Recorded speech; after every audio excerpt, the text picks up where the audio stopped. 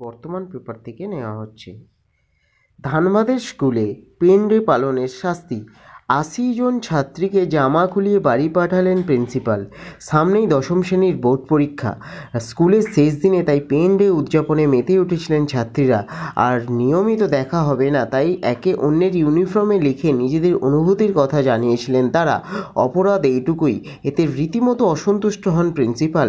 সাজা হিসেবে ছাত্রীদের জামা খুলে ফেলতে বলেন। শেষ পর্যন্ত শুধুমাত্র ব্লেজার পরেই বাড়ি ফিরতে হলো স্কুলের ৮০ জন ছাত্রীকে। ঝাড়খণ্ডের একটি বেসরকারি স্কুলের এই ঘটনায় প্রিন্সিপালের আচরণে ক্ষোভে ফেটে পড়েছেন অভিভাবকরা। স্কুল কর্তৃপক্ষের সঙ্গে দেখা করে তারা প্রিন্সিপালের বিরুদ্ধে কড়া পদক্ষেপ গ্রহণের দাবি জানিয়েছেন।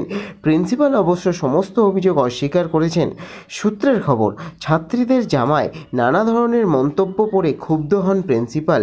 এইভাবে তারা স্কুলের বাইরে গেলে বিষয়টি নিয়ে নানা কথা হতে পারে, তাই তড়িঘড়ি জামা খুলে রেখে ছাত্রীদের বাড়ি যেতে বলেন তিনি।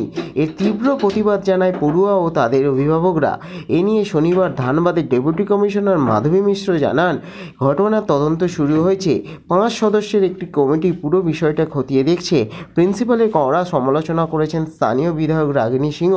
তিনি বলেন, অত্যন্ত লজ্জার বিষয়, ভেবে অবাক লাগছে একজন মহিলা হয়ে কিভাবে তিনি এই কাজ করেন। ঘটনার পর থেকেই লজ্জায় ভয়ে নিজেদের গুটিয়ে রেখেছে ওই ছাত্রীরা। দ্রুত তদন্ত করে দেখার কঠোর শাস্তির দাবি জানাচ্ছে তারা। নমস্কার।